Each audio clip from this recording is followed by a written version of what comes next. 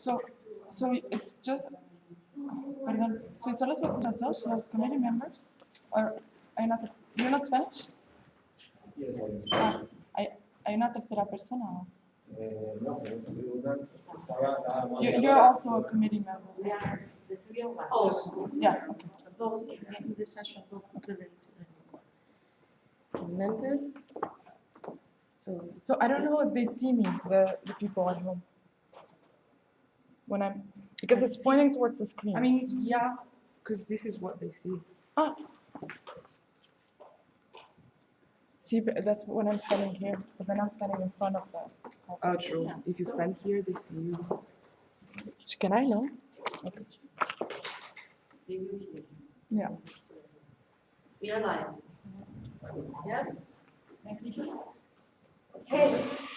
Good morning, everyone. It's my pleasure to start this very first session in our room of thesis presentations of Embrc cohort 2021. My name is Luana Monteiro. I'm also the coordinator of this master program, and I'd like to introduce the other members of the jury of this presentation. Dr. Eva Garcia Vasquez from University of Oviedo, and Dr. Alberto Fonseca, also from University of Oviedo. I'm from Ghent University, Belgium, the host university of Embrc program. And starting this session is my pleasure to introduce Andrea van Langen-Rosen with the thesis presentation entitled Water Column Denitrification Variability in the Eastern Tropical Pacific Oxygen Deficient Zones. And as you know, you have 15 minutes to present.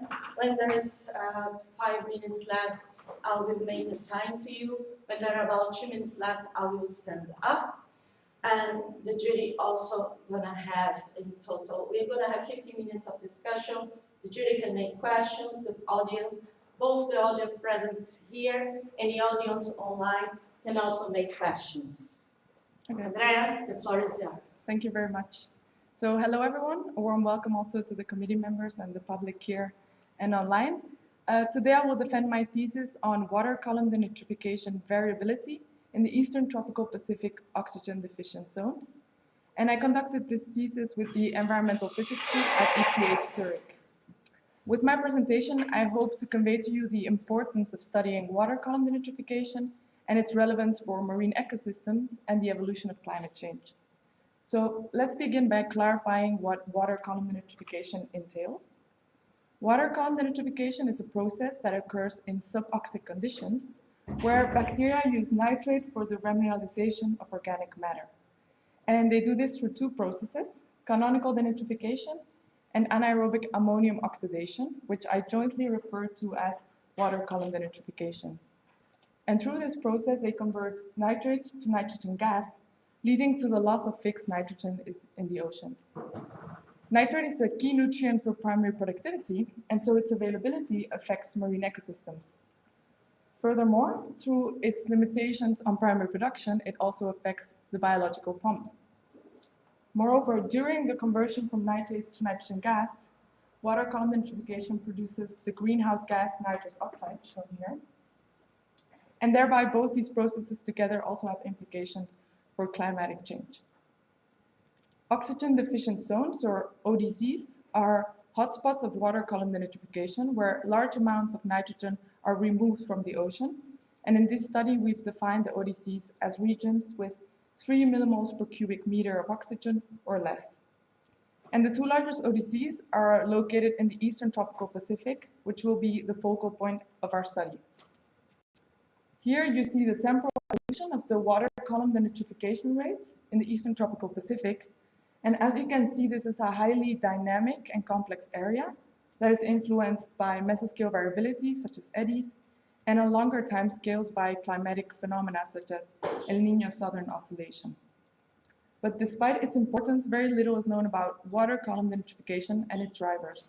So the aim of this thesis is to characterize the variability of water column denitrification and its drivers in the Eastern Tropical Pacific. And this was done through three main questions.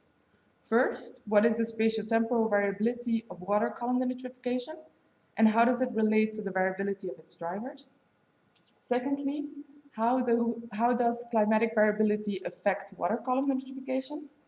And lastly, what are the potential implications of water column nitrification on marine ecosystems?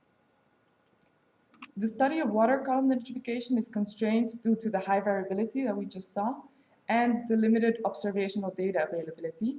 Therefore, we used a regional physical biogeochemical coupled model. In essence, this model divides the ocean into a 3D grid with the axis latitude, longitude, and depth.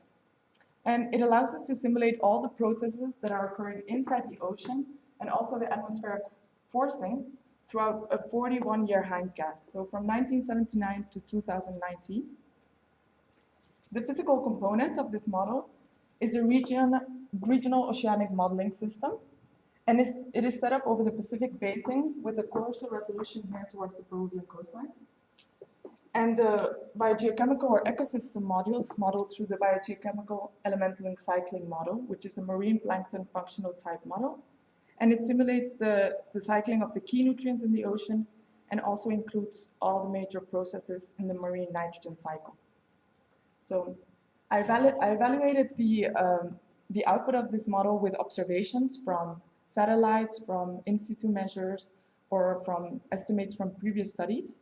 And I did this for variables ranging from sea surface temperature to the nitrification estimates to make sure that this model is really representative of the processes occurring in real life. So let's jump into the first research question, where I characterize the spatiotemporal variability of water column nitrification. We estimated an annual nitrogen loss of 52.9 teragrams of nitrogen per year, with the larger fraction contributed by the North Pacific and a smaller one by the South Pacific, which are separated at the equator by more oxygenated waters. As shown in these time series of the water column denitrification rates, we see that there's very large variability in the rates, ranging from monthly to decadal fluctuations. And that leads us to the question of what underlying mechanisms are driving this large variability. The hypothesis is that during upwelling, increased nutrient availability in the euphoric zone, that is the 101st meters of the ocean, it stimulates primary production. And this primary production leads to the export of organic matter. Inside the ODZ, the bacteria use particulate organic carbon, or POC, as their carbon source during water column denitrification. The upwelling also leads to a shoaling of the ODZ and limits the transport of oxygens to depth. And for whoever's not familiar with the term shoaling, it means to become shallow, so the opposite of deepening. And on top of this, the increased POC export drives oxygen depletion through aerobic remineralization of organic matter. So the ODZ, the water column denitrification is dependent on the size and distribution of the ODZ, which we describe by its thickness and the depth of the upper boundaries. And secondly, it is dependent on the POC availability that reaches the suboxic zone. Here, I'm showing you the temporal evolution of the ODZs in black contours and the water column denitrification rates over depth. This is the depth I mentioned. And as you see, so here you see on the right the water column denitrification rates and POC fluxes inside the ODZ, which is indicated in yellow. And as you see, water column denitrification rates are concentrated at the upper boundaries of the ODZ, coinciding with a larger influx of POC into the suboxic zone. Next, I show you the POC fluxes at the top of the ODZ, so at the upper boundaries. And as we see, there's a simultaneous increase in POC fluxes as the ODZ expands and shoals, which suggests that there's a synergistic effect between the two drivers. So I plotted the correlations for POC fluxes and ODZ upper boundaries to see where in these ODZs this effect occurs. And as we can see, it is most pronounced in the ODZ cores here to the west. Next, I wanted to study the influence of the ODZ as one of the main drivers to water column denitrification. And to be able to quantify this, I divided the ODZ into regions based on the temporal presence of the ODZ throughout the hindcast. So how many months throughout the hindcast the ODZ was present in each grid cell. And I did this for the two extremes of variability, so the low variability or more than 90% presence in red, and the very high variability, or less than 10% presence of the ODZ. And what we found with this analysis is that the ODZ is structured as a stable core located here and here, between 200 and 600 meters depth, which is surrounded by regions of increasing variability. However, when I looked at the volumetric water column denitrification rates, we saw that the highly variable regions contribute over proportionally to the water column denitrification, which is now in white and you cannot see, but you see the numbers, so yeah. So in these outer regions, the ODZ occurs very strongly and very sporadically, leading to these large changes. So you can see these axes are actually the same. This is a 90% present region, and this is 10%. And although it occurs so it doesn't occur often, and it's very sporadic, it contributes in a large way to the water column denitrification. And this is because these ODZs in the outer region are located at shallower depths, from close to the sea surface to 50 meters depth, where they encounter higher POC fluxes. And this really shows the importance of including mesoscale variability, and in particular eddies, in the study and contribution to water column denitrification. So for the second research question, I looked at how climatic variability influences water column denitrification, and I studied the influence of the seasonal cycle on interannual timescales, the El Niño Southern Oscillation, or ENSO, and on decadal timescales, the Pacific Decadal Oscillation. And in this presentation, I will limit the discussion to ENSO, since it's the dominant mode of variability, which we found describes 54% of the interannual variability in water column denitrification.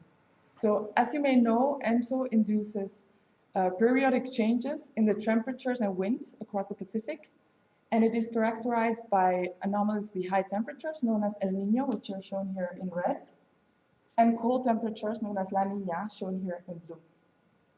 And during La Niña, we found there was an increase by 51% in the water column denitrification rates. In red, you see the positive anomalies during La Niña as compared to the mean. And we can see that this effect is most pronounced in the ODZ cores, while the outer regions are not as affected by this variability due to the high stochasticity in this area. So what is driving these changes? During La Niña, the westward winds are stronger, which induces upwelling and increases primary production, thereby leading to increased POC export. Furthermore, this upwelling leads to the shoaling of the ODZ and expansion of the ODZ, and altogether, these three contribute to the enhancement of water column denitrification. And during El Niño, we saw the opposite effect with a decrease by 47% in water column denitrification rates. And for the last research question, I studied the implications of water column denitrification on our natural systems. And there are two major implications. First, there is the production of the greenhouse gas nitrous oxide. And secondly, there is the loss of bioavailable nitrogen in the system. And in this thesis, I focused on this second aspect by looking at the N-star tracer. The N-star tracer is a proxy for nitrogen limitation, which is calculated by the nitrate to phosphate Redfield ratio and includes a correction to force the global mean to be 0. Here I'm showing you maps of N-star concentrations in the euphotic zone and from 200 to 400 meters depth, and the yellow color indicates strong nitrogen limitation. And as you see, there is strong limitation inside the ODZ, which reaches the euphotic zone and expands up to the central Pacific. When we look at the vertical profiles of nitrate, phosphate, and N-star, we can see that this decrease in N-star can be attributed to the increase in nitrate, while the phosphate seems unaffected. Here I'm showing you again the temporal evolution of the N-star concentrations over depth. And the black line indicates the ODZ upper boundaries.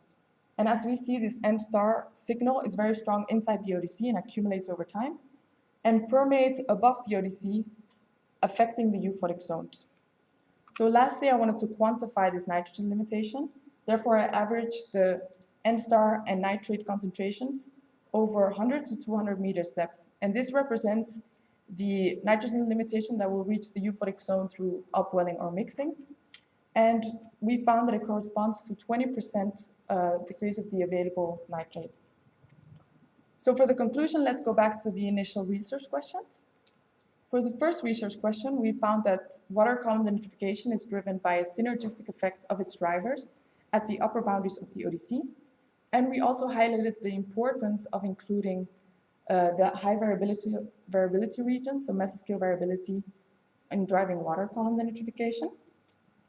Secondly, I looked at the influence of ENTO on water column denitrification, and we found that La Niña induces a 51% increase in water column denitrification rates through the increase in POC, the shoaling, and the expansion of the ODZ.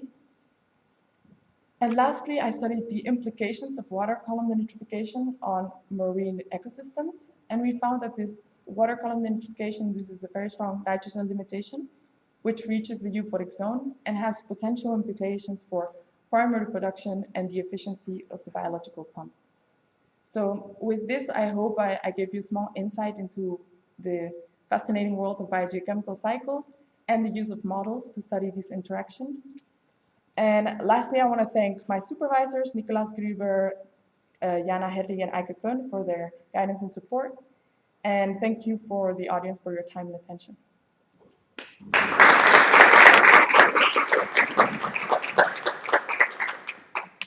Thank you very much, Andrea. We're nicely on time. Great. Some spare moment, which is good. We can stimulate a bit of the discussion. And thank you for this very clear and interesting presentation. And to start the discussion, I would like to first invite Dr. Alberto Fonseca to ask questions or comments to Andrea. Thank you. Well, it's a clear and well-structured presentation and so it's hard for me to understand many things behind. Yeah. Sorry for that. In any case, I would like to ask you a question. Do you take into account, or is it possible to take into account another type of variables that affects your estimations? I mean, apart from the Niña or El Niño effect, what about pollution on the shores? What about deforestation and the moving of soil into the water, things like that? Yes. Can I go to my extra slides and then I will show you, maybe it will help to understand. Okay. So this is basically a schematic representation of the model, and here I'm only including the processes, so the marine nitrogen cycle. But so the model includes a lot of variables, and it represents all the processes inside the ocean. So that includes circulation, temperatures, everything. Okay. And it also has atmospheric forcing. So as you can see here, for example, there's riverine input of nitrogen, and all of this also occurs with all the other variables. You have atmospheric input of nitrogen, of ammonium. So it's all taken into account. Of course, it's a simplification of what happens in real life, and some of these processes cannot be modeled. For example, here, the nitrous oxide release, which I was talking about, is not yet implemented in this version of the model. So they're currently working on implementing that. But yeah, concerning processes that occur on land, this is really an oceanic model, so it doesn't model what's occurring on land. However, if there are winds that are, for example, carrying nutrients, you will also see that through the atmospheric forcing.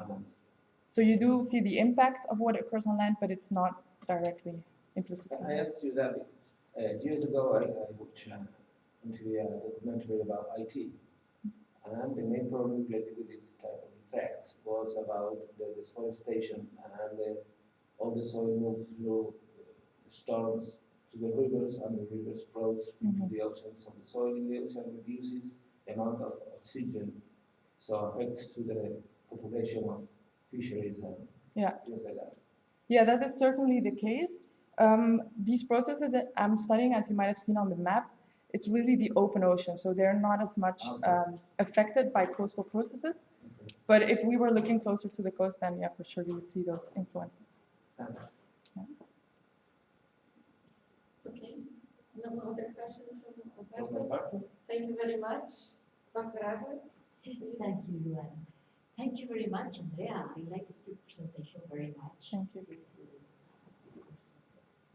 layout background is clean and clear. I really appreciate it. Also, your explanation has been very clear. Okay. So thanks for it. And within the time. That's right. Alberto did ask you about possible causes of these types of phenomena. And I have a question for the implications of these changes, especially I'm interested in the implications in the changes of those changes during La Niña, for example, events that are like quite special conditions. Really. What are the implications of these models for the prediction, or could then be used for the prediction of the fishing results? Yeah, okay, thank you for that question. That's a very good question. Indeed, what I did was a hindcast, so I looked at the past to be able to characterize the processes as they occurred, but these models can also be used to make forecasts, so predict what's going to happen in the future, as you said. And it's definitely, I've read some papers by I'm going to say the name wrong, Tabodoa, a professor here, yeah. He studied how you can use these models, these biogeochemical models, to infer about habitat of big eye tuna.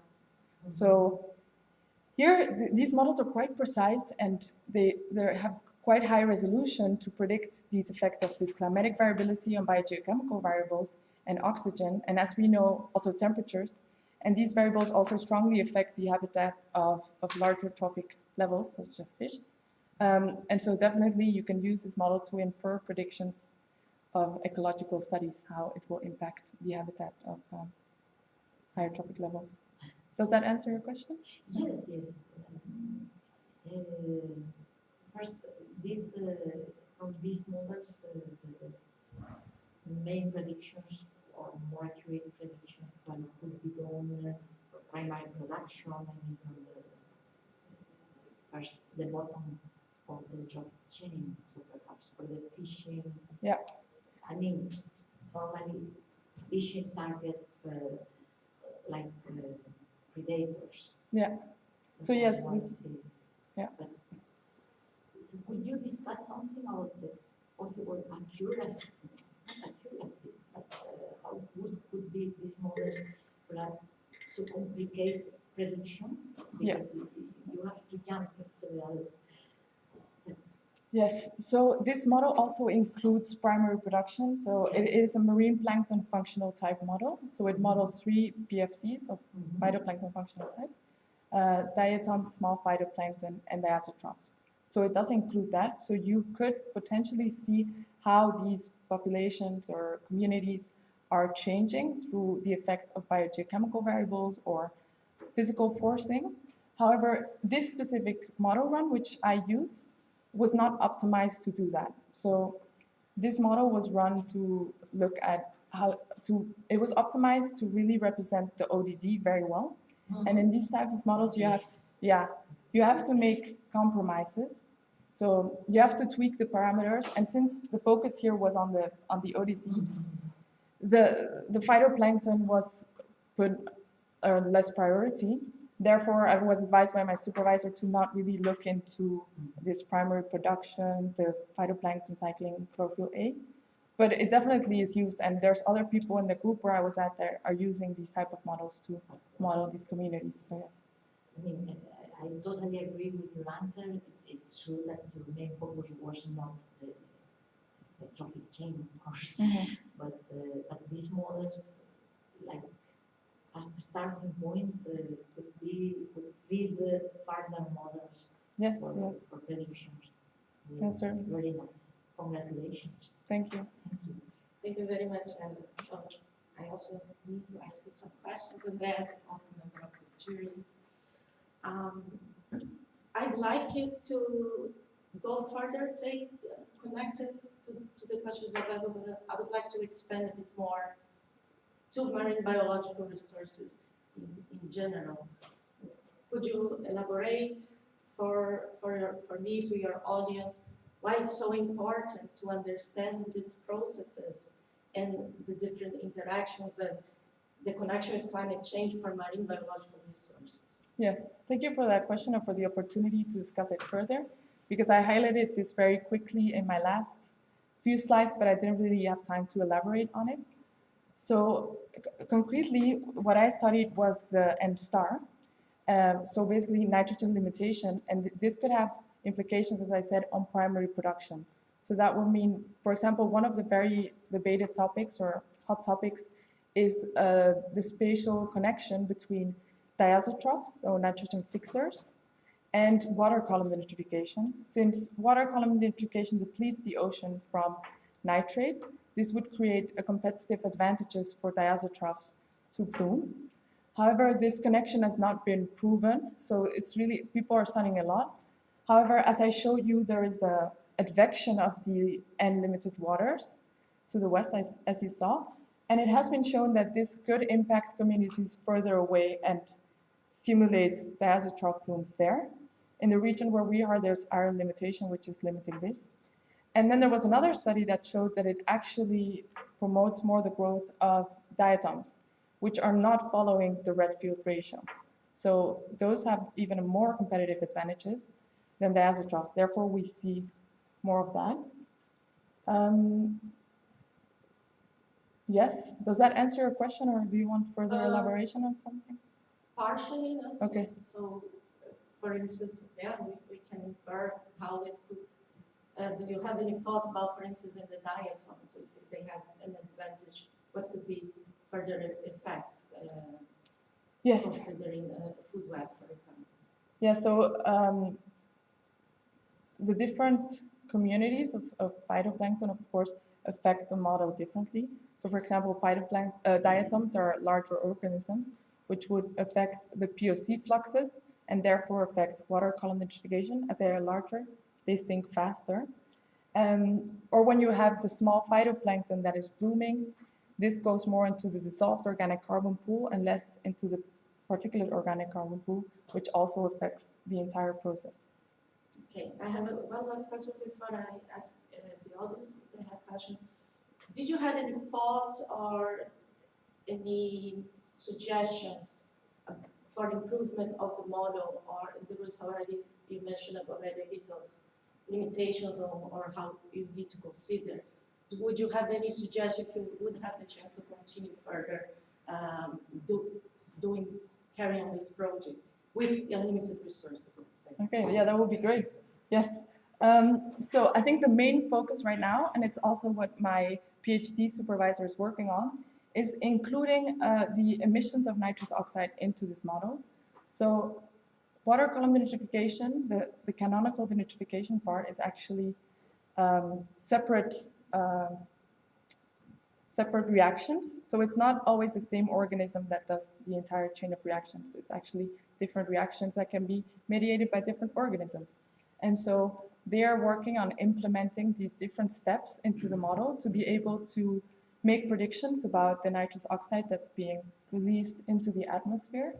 And I think concerning making the model better, there's infinite possibilities, because you can always include smaller steps, even go to viral lysis, which could also affect water column denitrification, the accuracy of the processes. So I mean, there's a lot to be done, but I was really impressed with how accurate this model actually is.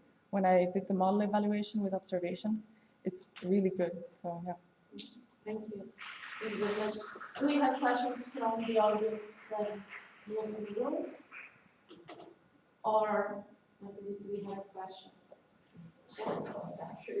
Okay. Well, I could ask you many other questions, but maybe we can have discussions in the coffee breaks or other social activities that you have. Thank you very much, Andrea, for your excellent presentation. Thank you. Do you want to use the pointer? Maybe. You can if you want. I do. But Yeah. I don't think it worked.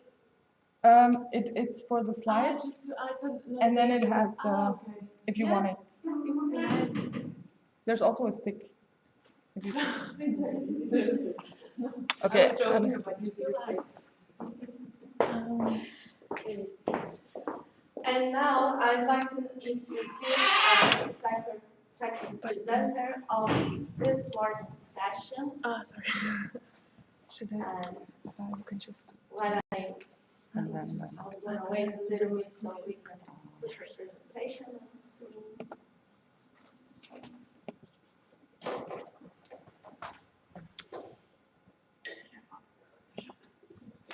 which one is yours? The bioremediation. That's a good one.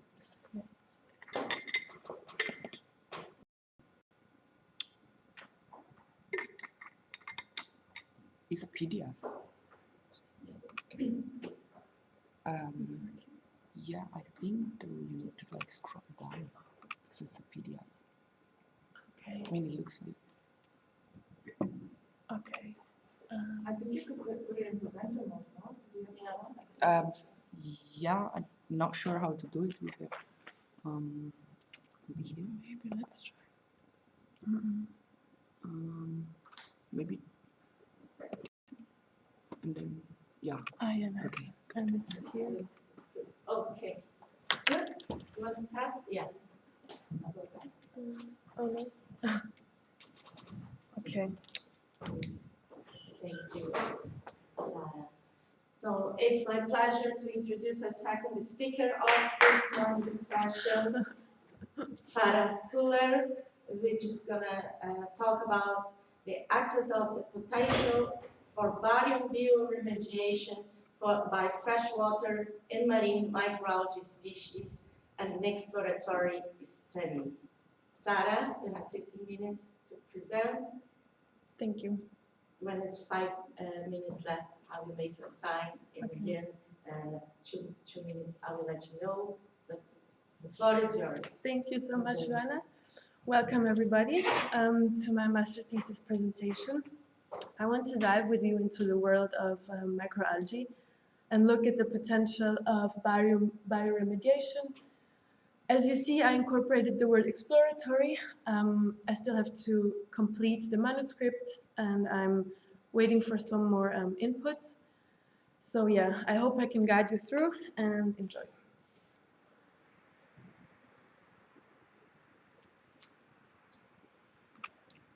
Okay, so macroalgae is a very heterogeneous group of microscopic, mostly single-celled organisms.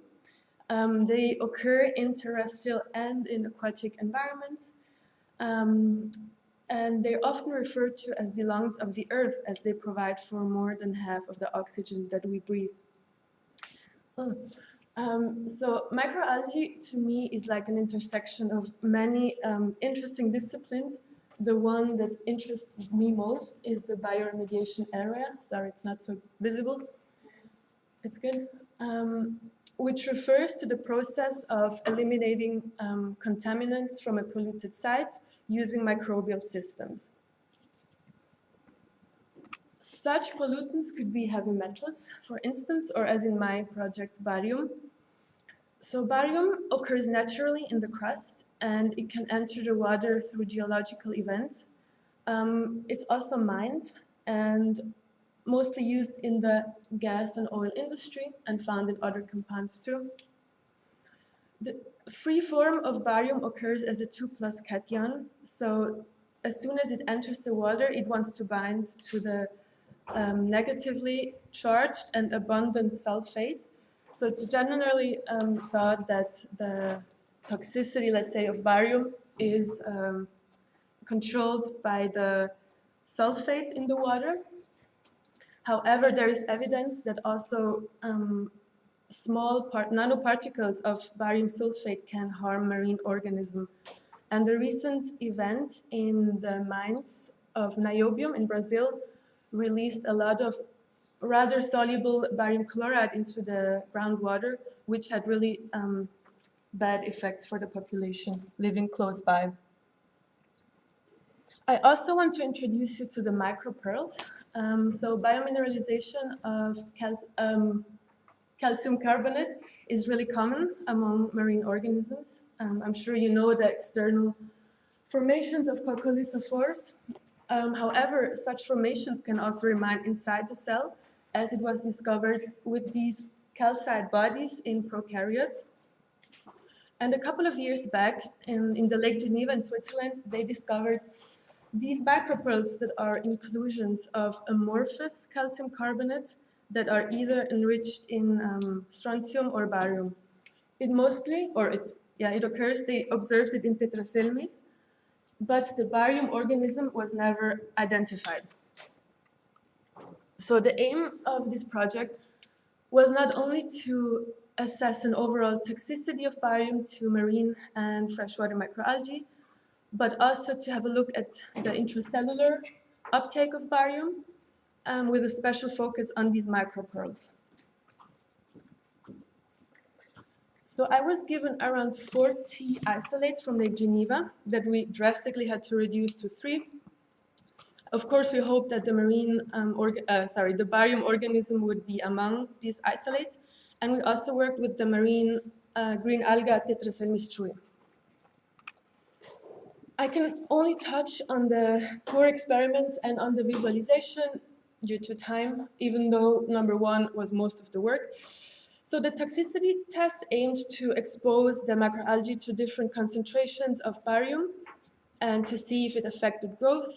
And based on these results, we chose 2 concentrations and we exposed 2 macroalgae species in bubble columns to see if they would accumulate the barium. And we used microwave plasma atomic emission spectrometry to analyze the concentration of barium. I then took some samples back to Switzerland, and we visualized it with the scanning microscopy and looked at the composition, or tackled the composition using EDS, energy dispersion spectrometry. So this is how we designed the toxicity test. Oh, we cannot see so good. We can see it's because you're close by, but we can see. Okay. You see the concentrations on the top, ranging from 0 to 200. We had triplicates, and we measured the OD every day for about 10 days. Optical density measurement. It's really common in microalgae research. It's using a spectrometer that basically sends light through a sample, and then the light is either transmitted or absorbed. And the higher the absorbance, the higher the microalgae density. The barium accumulation experiments were done in these bubble columns or bioreactors. We chose 2 concentrations and we had duplicates. We measured the OD every day, and every other day we sampled. And then we separated the media from the biomass because we wanted to see if the barium remained in the media or was taken up. And after some lab work, we introduced it to the MPAES. So only 2 examples of results of many toxicity tests that we did. You can see the OD on the y-axis and the days and the concentrations, the range. And most of the time, the 3 lowest concentrations did not significantly affect growth, but we did see a reduction in growth regarding the highest concentration, and often also 100 milligrams of barium per liter did affect growth. The 3 freshwater macroalgae we ended up with, we had to identify 2. So we sequenced the 18S rRNA gene, but it's generally encouraged to also do the morphological analysis using confocal microscopy, what you see here, and looked at traits, and do the phylogenetic analysis. So we ended up with these 3 guys, with the Tradesmus, Desmodesmus, and Chlorella. It should be reflected in this tree. You cannot see it, but maybe I can show it after with the screen. So it basically reflects, Chlorella is here, and Desmodesmus and Tetralismus are here. So they're more closely related, and I think, and they're in 2 different classes, so I think the tree generally reflects that. We also exposed these 3 species to different barium concentrations, and the pattern was pretty similar, that most of the time the lowest concentrations did not significantly affect growth, but we did see a decrease in growth in the higher 2 concentrations. Here we also looked at the specific growth rates per day because we wanted to see if there was a difference between the species. And you can see the standard deviations are really high. We did not see any differences. So because it was the best decision at that time, we continued with Desmodesmus. So remember, we have the marine species and we have the freshwater species. And we then exposed them to the concentrations of 1 and 10 milligram of barium per liter. And we wanted to see if the barium remained in the media or if it was taken up by the biomass, right? So this is what we did. And yeah, here you can see the exploratory results for the media. So we have the barium concentration in the medium, which on day 1 already was really low for both concentrations. So when we saw that, we kind of expected the opposite for the biomass. But unfortunately, we have a really low concentration of barium in the biomass too. As you can see, it was around 0.3 for the lower concentration and averaged around 1 milligram of barium per gram of biomass. So there seems to be a loss of barium. Looking at Desmodesmus, we had more barium in the media, around 4 milligram per liter and around 0.4 for the lower concentration, which seem to have been taken away, but we had an average value of around 4 milligrams of barium in the biomass and around 0.8 for the lower concentration. We expected more here as well, so there also seems to be a loss of barium. So I then prepared the samples and I took them back to Switzerland. We coated them in gold and we looked at the micropearls. We found them, I don't know if you can see them so good, but they're here. And you can see the upper area of the microalgae. So the roundish form is the Tetraselmis microalga. And the big white things are the crystals, the salt crystals. And also looking at the 2 conditions, we found many, sometimes more, sometimes less. And doing the energy dispersive spectrometry analysis, we could have a look at the composition, but it's semi-quantitative, so it's really just to give a pattern, and since this, the relative values.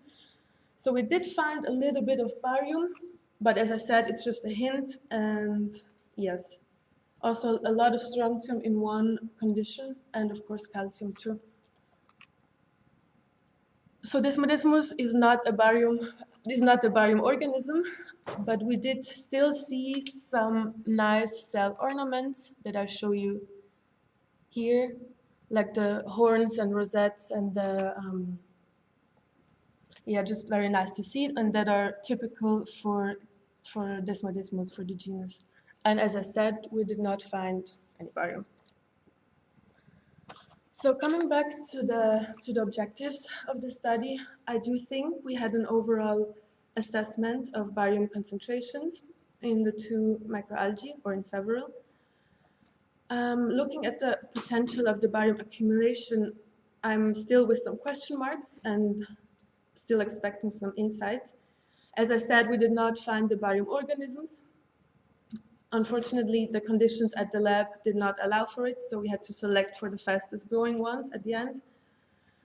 The low concentration in the biomass, maybe the barium remained when we were sampling in the glassware, absorbed on the glassware, or it vaporized. I do think maybe the acid digestion that one has to do prior to introduce to the MPAS was too low. So Tetraselmis is known to have this really rigid theca and that is hard to disrupt.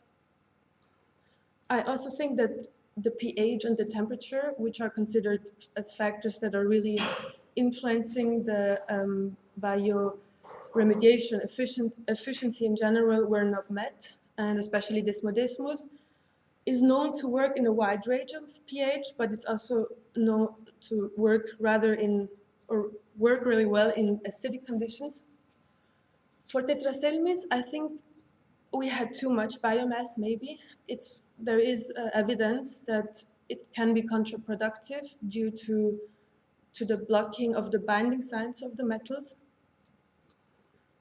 And lastly, I think that maybe some of the barium could have been bioabsorbed, so on the outside of the extracellular, on the outside, and one needs other methods to assess that. So are micropearls a potential bioremediation tool? Well, I don't know. I think Tetraselmis trui, for instance, is known to produce or to take up a lot of strontium. Tetraselmis species, there's not a lot of evidence, not a lot of literature, but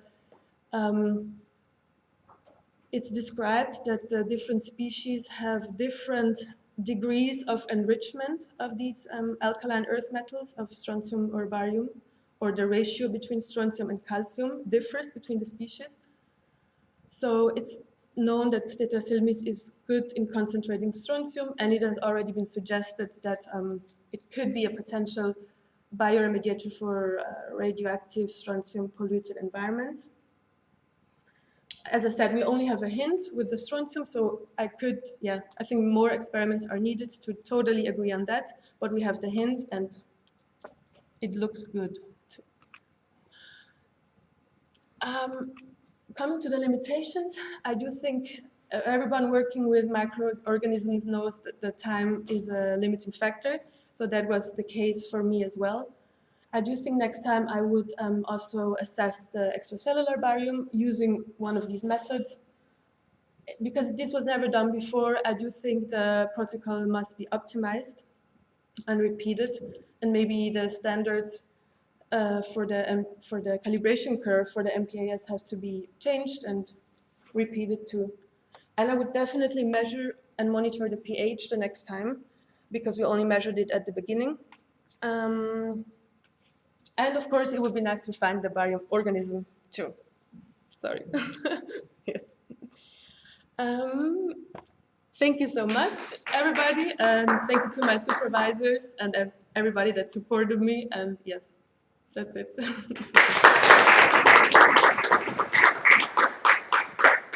Thank you very much, Sarah, for this very interesting, very relevant presentation. Now it's time for questions. So I will now invert the order and invite Professor Eva Vasquez to discuss the topic and ask questions to Sarah. Thank you very much. Thank you. Thanks a lot, Sarah. Thank you. The first presentation is very nice. Thank you. And second, this is a very important project. Yes, pollution.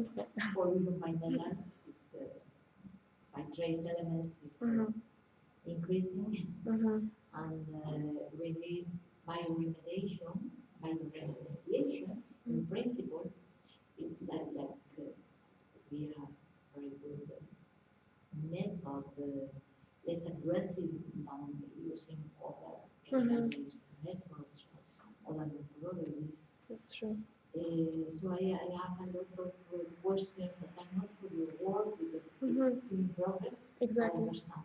Yeah. But I've seen some nice results already, like the barium is decreasing. Of the lower concentration? Yeah. Yeah, the efficiency There looks is good. something. Yeah, there is something, but as we did not, I mean, we had analytical duplicates, but not biological. I think one has to repeat it and do it with another culture, and then maybe once again to speak of significances, you know. But you're right, yeah, there are some points that are interesting to maybe go dig in a little bit deeper, yeah.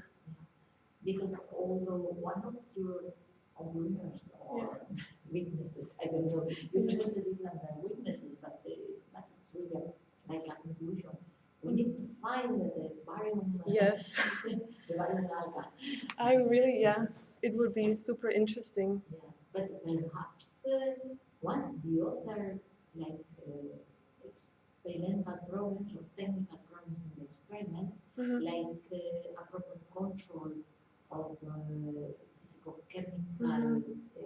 variables could improve the result of the experiment or not?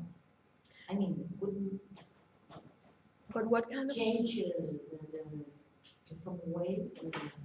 what kind of control? Sorry if you. Could you please? Yeah.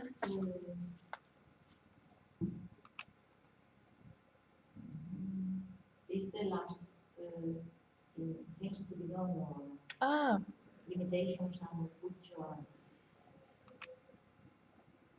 here. Yeah. Yeah. I'm the bioorganism. Yeah. That's I need to find the bioorganism. I would love But to. let's speak about there is still something to adjust and Yeah. to monitor the pH, temperature, salinity, I mean the physical, chemical Yeah. factors Yeah. that affect culture normally. Yes. It's Perhaps playing with those exactly. factors would improve the results for this species. I think no? so. I think so. I mean, I think one has to try out, for example, different pH levels and do the remediation experiments. As I said, for Desmodesmus or Synodesmus, it's also often still referred to as Synodesmus, is known to be a really good bioabsorbent. So imagine every macroalgae is a little bit different in the extracellular composition, and every element is unique and has unique properties of electron configuration, ionization energies. So there are macroalgae that are really efficient for some elements and some not. And the pH is really, I think, the factor that that specifies the element in solution. So I think it's crucial actually, and I really regret it that we didn't monitor it throughout. I do think, yeah, I would assess that more, and that is important. And it would, finding out the ideal pH, I think it would increase the efficiency, the uptake efficiency, yes. Because they are already employing microalgae in with the water treatment plants, for example, not for marine, as far as I know. Yeah, Could be very interesting. Could you discuss something about the potential applications if you find the good marine organism, the applications of this methodology? Yes. Well, or I could refer it to the strontium, maybe to Tetraselmis. As I said, there are some species that are really concentrating a lot of strontium, and they don't know a lot about, for example, about the concentrations in the macropearl, but what they see is that the concentration is or the ratios is much higher in the macropearl than in the lake. The strontium ratio to calcium. So I do think it could be a potential. It would have potential also maybe in wastewater, in radioactive strontium wastewater. And they have. I'm just thinking about implementations. They do have these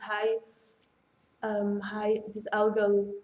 I don't know how to call it, algal high rate ponds where they. These huge, rivers where they float the wastewater, or some kind of filters they also use, turf scrub filters or something like that. I think it's applied, but there is still, a lot of problem with harvesting then after, once it accumulates the waste. I think one of the bottleneck is still the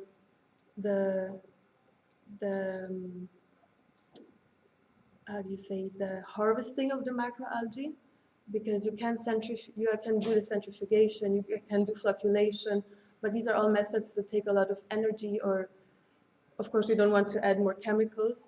So I think it's really still expensive also to harvest it and then to process it further. So I think this is why research is done, and in Australia, for example, they are also applying it in bigger, I think, in the settings, but it's still too expensive to develop a big industry out of it. But yeah, let's. See. Thank you very much. Thank you, Emily, for the discussion. And now I'd like to invite Professor Alberto Fonseca. And what I'm trying to do is, congratulations. Thank you. I enjoyed the presentation for sure, with the structure as well. I'm going to make some advices about some general details on the presentation. Yes. I love to find conclusions. I know this is a professional work, Yeah. but in any case, maybe it's a good option to identify one slide with the conclusions for the moment. Okay. In You mean order in to between highlight- the? Yeah, more than what expect or maybe what we want to do attending to the limitation and improvements in the Yeah. future. Maybe till this moment, the conclusions are or could be Okay. okay. Secondly, attending to the audience, and this is a particular opinion, I rather prefer to find graphs or figures in color. In I color. mean, it's a little bit hard to identify different variables moving through time or things like that with highlighting each line with a triangle or a square or Mm-hmm. Yeah. so I think it's easier for the audience to check the slides in color. Okay. And also some of the charts you've got on Yeah. the slide have got really small data. Yeah. So it's hard to identify the value on the slides. Oh, you mean It could be a good option to on each column Mm-hmm. write down the data exactly. I mean, we've got some chart bars, and in some cases it's possible to find out the amount of the data Mm-hmm. we plot. So it's very easy to write down over the column the data. Okay. Okay? Yeah. And I would like to make you a question. I know, maybe it has no sense at all.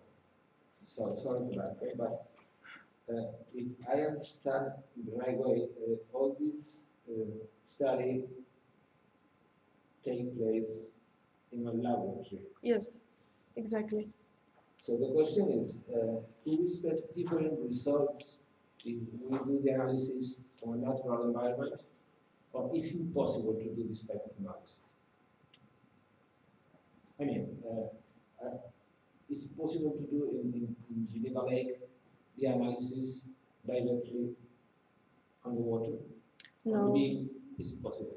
at all? No. Yeah, because we had really high barium concentrations, and the barium concentrations, for example, in a lake, I mean, they differ from the lake and the ocean, of course, but they're much, much, much more lower. Mhm. So, I know. and we provoked it because we wanted to, we didn't take the highest concentrations, but we still took really high concentrations because we wanted to provoke, we aimed to find the barium organisms, and we wanted to provoke the micropearls formation too. Yeah. So it's, it could happen that some variables we're not taking into account that you can find in natural environment and you can't replicate them in laboratory. What do you think about that? I mean, you study different situations, and what about some variables you can find in the natural environment that are not included in the studies? Can affect the results or not? Oh, my question has no sense at all. I insist. let me think 1 second. Things in the lake.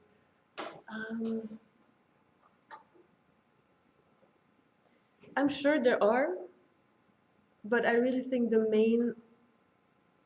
main factors that, as I said, the pH and the temperature and the biomass are things that we tried to control in the lab.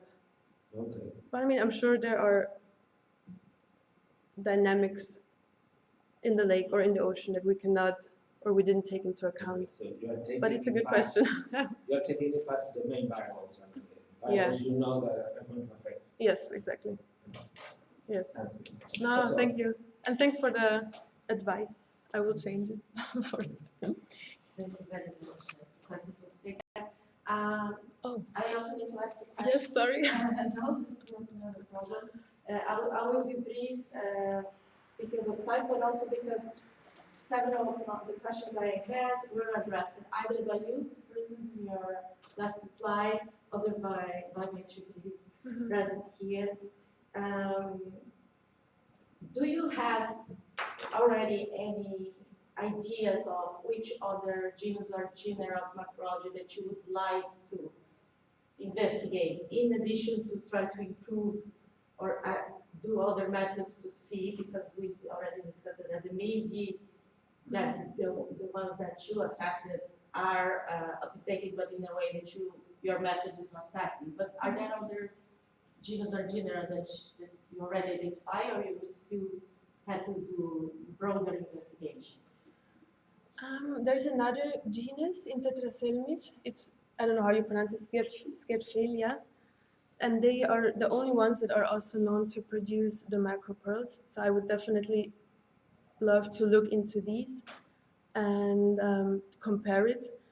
And I would also, because calcium carbonate has different morphotypes, so you can have the calcite that you all know, I'm sure, the aragonite and faterite. I don't know how you pronounce this.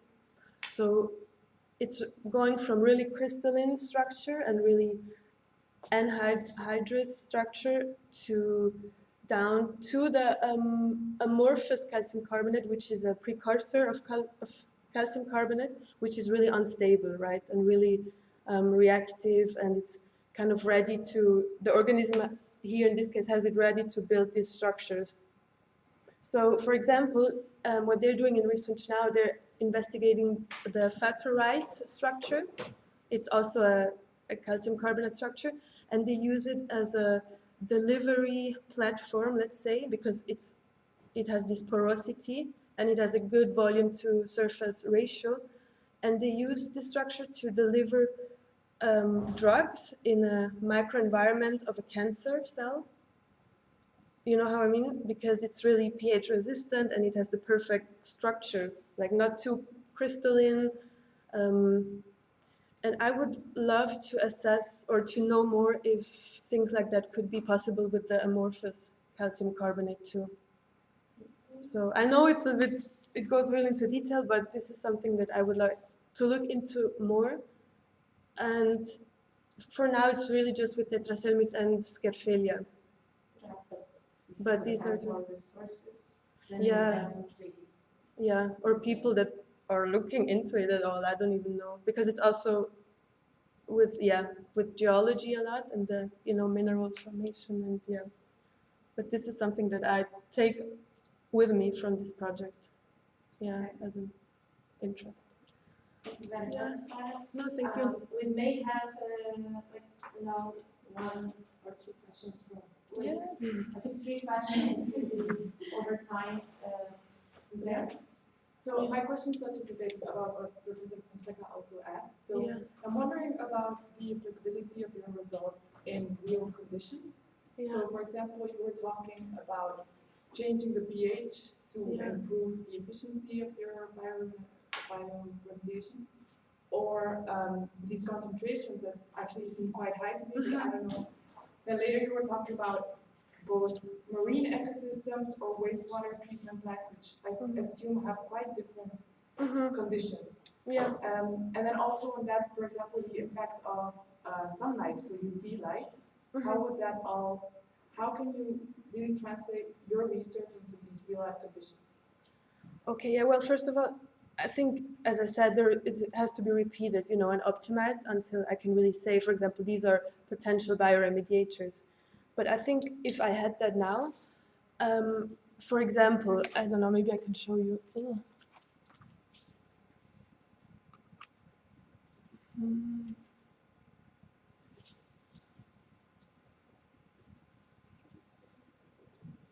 Sorry.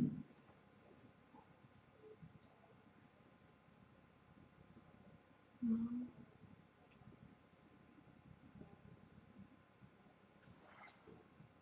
Sorry, it's just easier to show you if I have.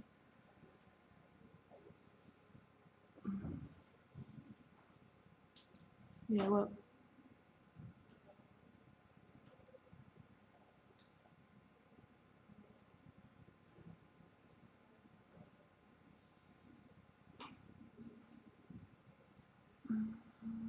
for example, sorry, here.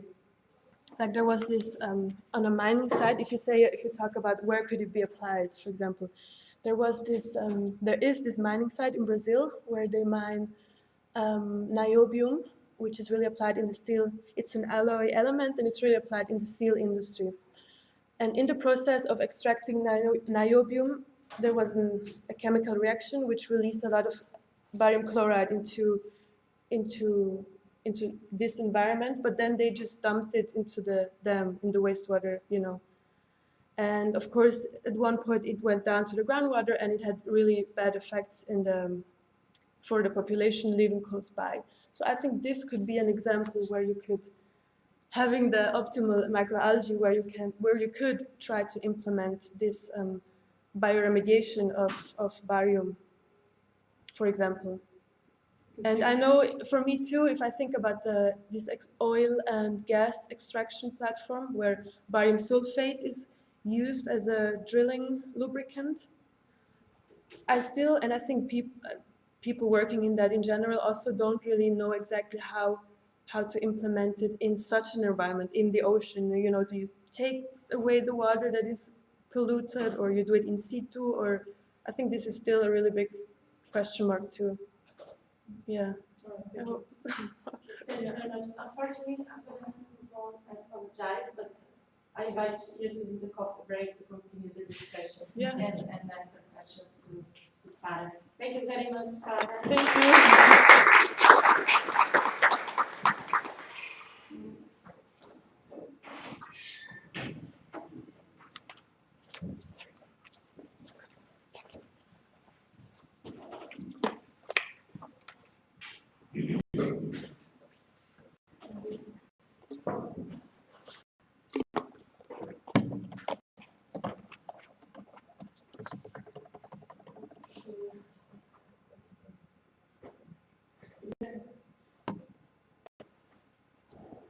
Okay.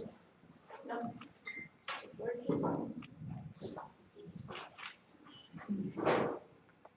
It's my pleasure to introduce to you our third and last speaker of the session, Gayatri Bandara, who is going to tell us about the impact on myofaunal assemblages by the pre-prototype nodule collector Patagon 2 in the Pacific Clarion-Clipperton fracture zone.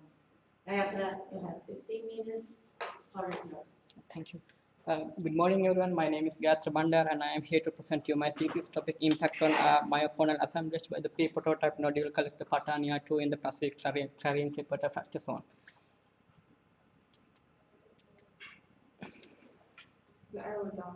Sorry.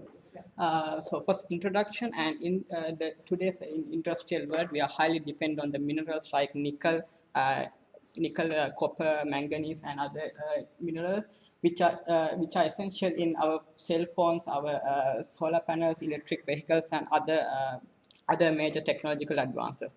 Historically, these minerals are used.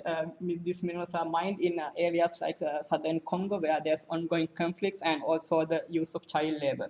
And during the challenge expedition, scientists discovered a remarkable discovery. They discovered this polymetric nodules, which also has these all minerals. And some people argue, why can't we mine the deep sea and take minerals from there? But same as the land mining, the deep sea mining also comes with own problems. The first thing is that this deep sea mining is very expensive, and the deep sea mining needs some special equipment like these underwater robots, which is connected to a mothership. And these underwater excavators, actually, they are very destructive because they collect the nodules along their path, and they destroy whole the seabed, which killing all the faunal groups that living in the deep sea. And also it produces these toxic sediment plumes, which affect into the species that living in these abyssal depths. Same as in the land mining, not all areas in the deep sea can be mined. There are special areas like here in this map that we can mine. And all these areas, actually, they are if you see the map, they are actually situated beyond the national jurisdiction of all countries, which means these areas actually governed by the International Seabed Authority, and International Seabed Authority has given permission to do the exploration for 22 companies, and out of 22, 19 exploration contracts have been awarded to this area in the Pacific Ocean, the Caribbean Tripartite Fracture Zone, because this zone alone has more minerals than any other area in the world. And this zone is actually characterized by several factors. This zone is around 4,500 to 5,000 meters deep, and it has very low nutrients, which is very oligotrophic, and less light, also less biomass, but very importantly, this region has high level of biodiversity. And in this region, we can find metazone meiofauna, which has the highest biomass and also the highest diversity. And this coupled with the easiness of sampling, this metazone meiofauna makes a perfect group to study the impact of deep sea mining. This all started with this machine, meet the pre-prototype nodule collector Patania 2. So in 2021, the Patania 2 deployed, and they have test mined in the Caribbean Tripartite Fracture Zone, and this gives scientists an opportunity to check what happened afterwards, what happened to this ecosystem, what happened to the meiofauna living in this environment, and what's the outcome. So as you know, for years we have explored our seas, we have overfished our fish stocks, we have killed so many animals, we have destroyed our rainforests without knowing the consequences. Now we have a golden opportunity here today in this century, that to do proper science, to do proper study, and prevent a potential ecological catastrophe from happening. So considering everything, we have developed this study with this objective, analyze the effect of test mining with Patania 2 on the metazone meiofauna assemblages and select sedimentary environmental variables. I have three hypotheses. The first hypothesis is that the areas that are subject to test mining, the meiofaunal abundance and diversity will be reduced, or same as the areas that will subject to the sediment plume, the abundance and diversity of meiofauna will be decreased, and also after 1.5 years, the meiofaunal community will be different than the pre-disturbance meiofaunal community. So our study area was in here. In the you can see the light green, the GSR exploration contract area, and this contract area you can see two distant locations. This is the test mining where the mining happened, and also far from the reference area. In the test area alone, you can see two distant areas. This black color actually is the Patania tract, where actually the real mining happened. And this sampling areas actually they represent they are very quite near to the test mining, and actually they are affected by the sediment plume. But in here the test mining, I will refer from now on. I will refer this as the collector tract, and also these areas as the thick cover, collector tract, thick cover. And also the reference area, which is not affected by the mining itself and also by the sediment plume. So the samples were collected by 3 expeditions. The first one in 2019, 2 years before the deep sea the test mining, and the second one in 2021, right before the test mining, and also right after the test mining. In 2022, 1.5 years after the test mining, they also collected scientists collected the samples, sediments from the same areas. The scientists collected using these multi-cores, and the sediment samples were then transferred to the Ghent University Marine Biology Research Group laboratory. This is where I started my analysis, and first I did this, I collected these samples and I cleaned those samples, I cleaned the mud, and then I centrifuged them and I retained the meiofauna. Then I counted the meiofauna and identified them up to the higher trophic level. Then I stored these samples for future use.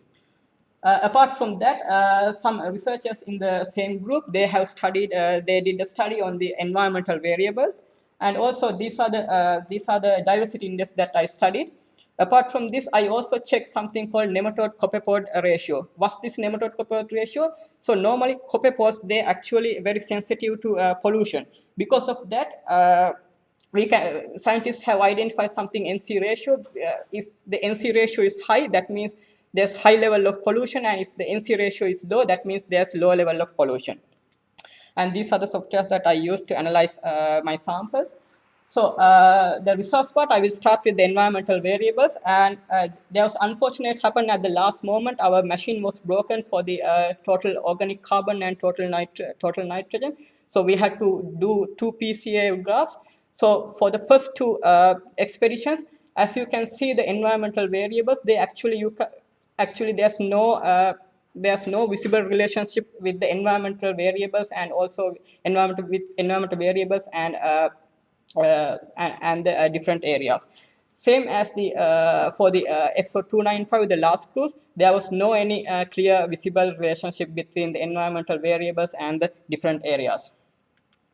So meiofaunal abundance. So in here, actually, this is a really nice graph because you can see the trial pre-impact areas, which is before mining, and also you can see the collector track, which is where we actually mine. So you can see that our first hypothesis was that this meiofauna will be reduced, and yes, we can see the meiofauna abundance were clearly reduced. But the surprising thing is that in the second hypothesis, we say that the thick cover will also, the sediment, the meiofaunal values of thick cover will also reduce. But here you can see, surprisingly, the meiofaunal values are actually increasing. So how this happened? So this is happened because we believe that when the sediment mine happens, it created the sediment plume. And these meiofauna, they are not actually very heavy, and they are very light. And so with the sediment plume, the meiofauna also disperse to the areas of thick cover. So that's why we can we see actually there's high level of meiofauna abundance here. The one drawback of this study is actually we can't really test whether these meiofauna were alive. When we test them, we don't know whether these meiofauna are alive. And also, after 1.5 years, you can see that both the collector track and thick cover, the abundance were increased. So there's kind of relocation happening in there. And also in thick cover, if you see, it's actually exceeding the pre-disturbance value. So how this happened? Actually, this is obvious because normally meiofauna, they actually live in the sediments. They are not living with the nodules. So if you remove the nodules, that means you are giving more space for meiofauna. So meiofauna is increasing. So that's obvious. And one thing is really interesting is here the reference. So reference is like it was not affected by anything, but here the reference values were very low, and we have a significant increase in reference value after 1.5 years after the disturbance. So how did this happen? Actually, we don't know what happened to these values, but it's surprisingly the values are the abundance values have been increased. So the diversity, so for diversity, we check the spatial diversity, the diversity between different areas per expedition, and also diversity between the expeditions for certain areas. And we only found significant diversity difference in two tests. In SO268, we found a high diversity in reference area compared to trial pre-impact area. And in temporal variation, actually every area, every reference, trial pre-impact, trial post-impact collector, and thick cover, every area that we saw, whether it's a significant or not, we saw a decrease of higher taxa diversity. So only in reference we saw a significant decrease, but even other areas we saw some kind of a decrease, which means that our two hypotheses are correct in here as well.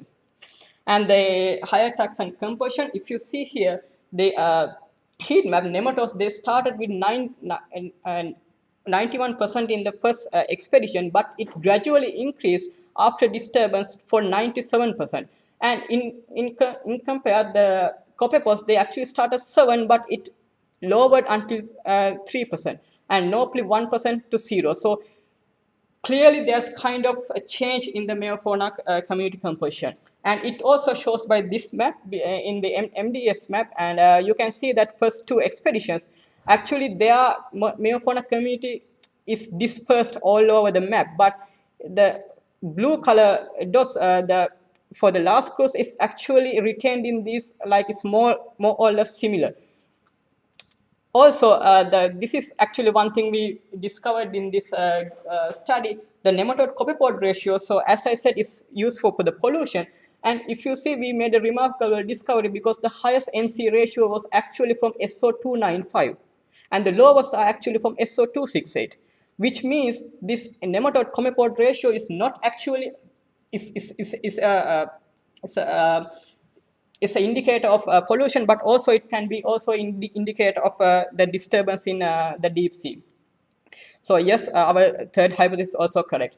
And just a quick recap, the all hypotheses were more or less correct, and the nematode abundance were decreased initially, but it was increased after that, and the diversity was decreasing every time in temporal, and the environmental factors showed no relationship with the size or with the species, and NC ratio we suggest that as a indicator of disturbance.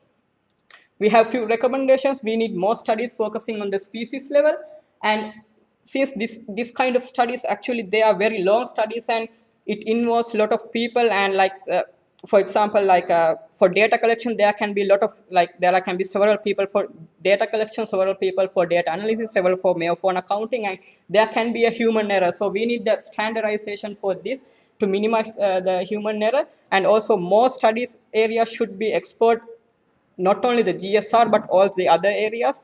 So more study area means more data, less error, and good study, and also continuous studies to track the changes.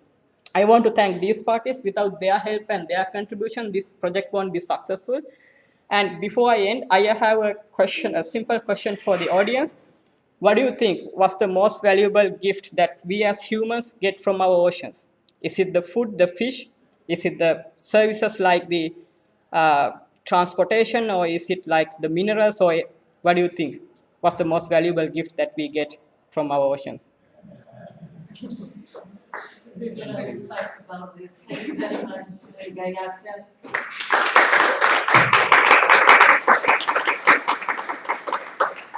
Very interesting, very relevant, and really nice that you stimulate the discussion by posing a question to the audience.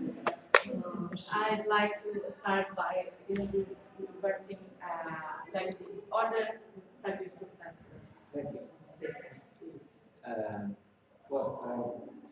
Thank you for your lecture. I enjoy it.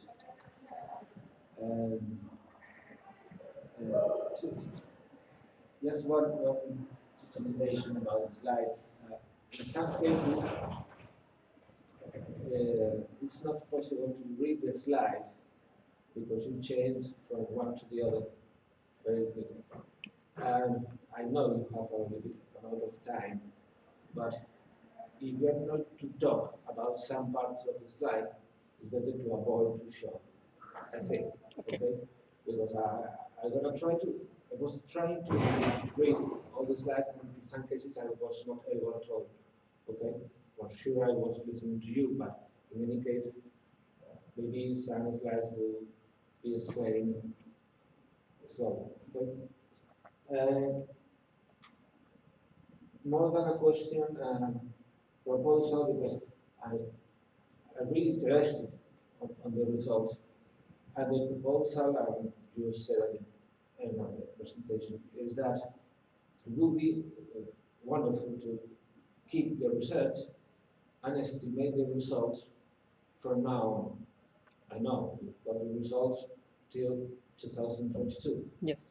But I like interesting. I would like interested in what about in 5 years' time or 10 years' time? I mean, in the long run term. Okay, I know you are not able to do that now. Yeah. Okay, but for the future, yeah, maybe you, maybe some mates where you work. It would be nice to find out the result of this site in the future, because maybe the effect in the long run is not relevant. I don't know. Okay, it is results. And the final question, this is a hard question. What has happened to your hair? Sorry, I checked the photos and it's a good change. Okay, that's it. Sorry. It's fine. Thank you. Professor Fonseca, please, Professor Havas. Do you want to comment on this? So yeah, I have one comment like for the study. Actually, this study was done by two projects, mining impact and deep rest. So the mining impact is already finished, and we are continuing the scientists are continuing the deep rest project. So there will be more cruises to the Clarion Clipperton so in future, and there will be they are continuously checking this data. So yeah, in future they will continuously check, they will track what's happening there. Yeah. Thank you. Maybe you can comment to make it clear to the audience at which phase we are now, because you said in the beginning about the areas of mining, but industrial mining hasn't started yet. But what is the current status? So current status, actually, there are some countries they are requesting to mine in by 2025, which is highly unlikely. But because we still need more data, like for example, the scientists they are not robots. Like we can't produce data very soon, so we need more expeditions and we need to do more proper studies. One thing is that when doing these studies, we can't just rely on one study. We need to do this is only one study in one small area. Like this is GSR area is with, but if you compare this with the the whole Clarion Clipperton fracture zone, it's very small area.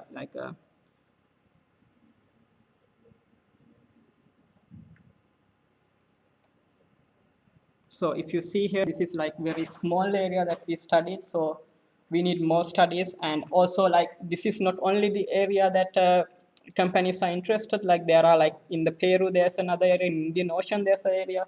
So scientists are doing these areas, and one thing I also want to mention is for example, it takes a lot of time and a lot of contribution to do a study. For example, if you start to get here, you need to come from Mexico. The closest port to here is 1 week.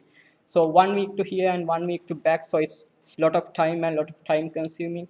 So I think we need scientists need more time to do proper studies and give a final recommendation whether we should mine the deep sea. And also I would like to say what's happening, because right now deep sea mining, people think about the economy, people think, okay, this is economical valuable, but when we think at real thing, that it's not actually economical feasible, because right now we already have the minerals we need.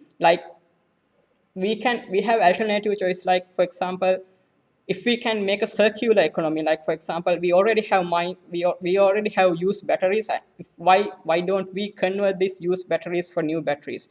These are the things that should develop, and not the deep sea mining. So yeah, there are some of those facts as well, but yeah, we'll see in the future.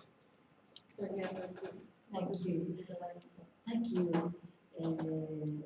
Thank you for this very interesting speech over this hot topic today.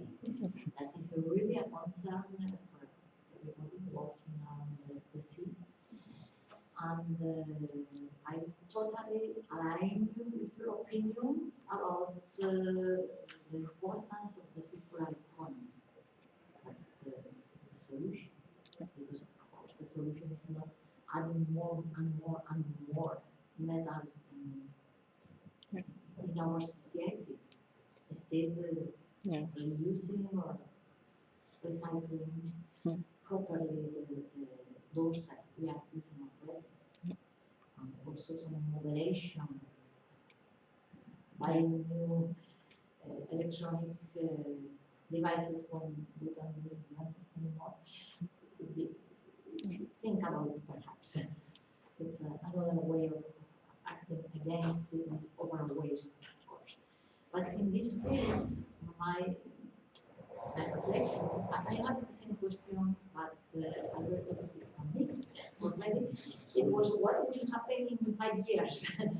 Because I cannot imagine if you have already seen some changes in the community composition, not in the abundance. The abundance apparently is increasing, but I think that your explanation is good. It's like, okay, perhaps it's because they are in the sediment, they are moving the sediment, so they go up. But the change in the composition towards some greater abundance of nematodes over copepods, it's like worrying. Yeah. And if I understood well, these are only prospections. Yeah, absolutely, yes. I mean, like as the machine doing grabbing some materials. So I cannot imagine if the mine is in exploitation. Because they will The frequency. dig and the frequency and the frequency. So it's I think it's a very, very important topic. I agree with your suggestion that it's better to explore this at the species level, because the global taxa, it's like, I mean, there are copepods that are more tolerant than other copepods. Yeah. I understand that if you have only, because the data set, did you the taxa sorting? Yes. Sorting? Yes. So you just classify them by Higher class taxa, groups. yes. At family level or Class level. order level? The class level. So it's not figure, of course, but Yeah, I know. between order and class, right? Yeah. Well, so what's your projection for 5 years after the mines start being exploited? From this data, like, I can say that for sure the megafauna community will be like, it will be surely be changed, and I think nematodes will become more dominant. And but the thing is, like, if we continue to mine like this is, like as I said, this is a small area, so we can't actually say many things from this. That's actually what I learned from my supervisor, because my supervisor said, like, but the best thing about the deep sea mining is actually we don't know nothing about deep sea mining, so that makes us to do research proper. So I think, like, for sure the community composition will be changed, and yeah, diversity will be reduced more than this, like it will be more reduced, because as I know, like, there are several species that who has more tolerance, that who are more resistant to this disturbance, so they will be dominant, and the other species will be either extinct or either reduced. And also, like, I added few slides after this after like, for example, like these things, like this is what we discovered in my study. So we actually don't know who is this. We still finding this. We are still checking him, like, to the species level. We believe that is a new species, and already that scientists found 5,000 new species from this Korean Clipperton fracture zone alone. So yeah, so there can be more. We are in a situation that we are losing new species before we discover. So yeah, I hope I answered your question. Thank you.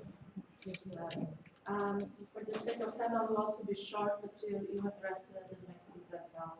Some of my questions.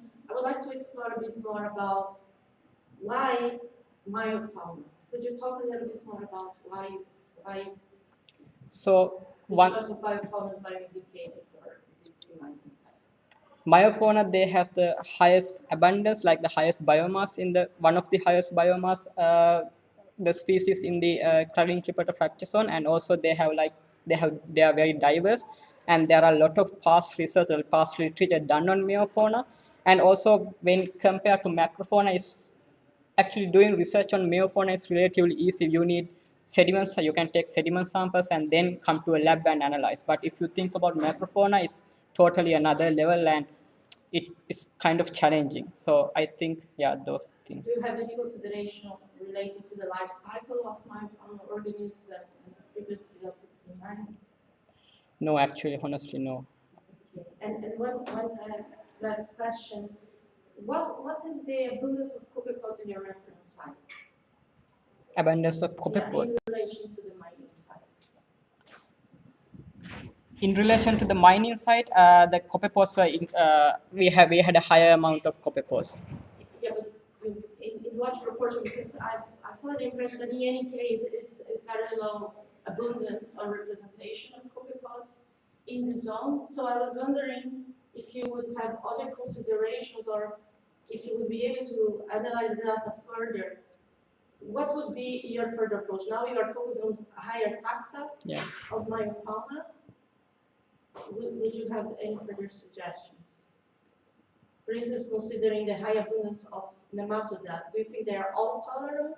No, I don't think. I think like even the nematode, like there are like lot of species in nematodes. So I think as I read in some literature, there are some species that high tolerance to this disturbance, and some species, like especially in the Peru trench, like there were some species that were shown dramatical increase, while the other nematode species shown dramatical decrease. So same thing can happen in here. That's why I suggest like we need to do studies on species level. But thing is, with the limited time, I couldn't do the couldn't identify up to the species level. So yeah. Thank you. Thank you. That's fine. May I have time for a very short question from the audience? So you were talking about cycling plants. Yeah. What about like noise pollution or like light pollution? Do you think it would have like a big impact on Yeah, the facts that they for sure, that can also happen a big. and like I don't know if there would be like maybe behavioral changes or like changes in the lifestyle. Yeah, so for like these areas, like they are very deep and they don't have lights, but to mine these, to operate these machines, we need light in the deep sea. So yes, of course, it will affect to the animals and maybe to their visual appearance and their sensitivity and everything. Yeah. Thank you. Thank you very much. Thank you very much, Neatra. Yeah.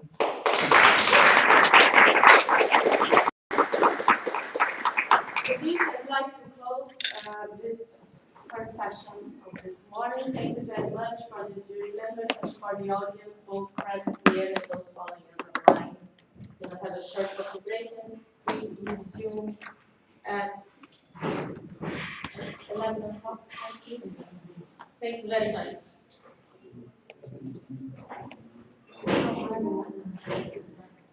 No.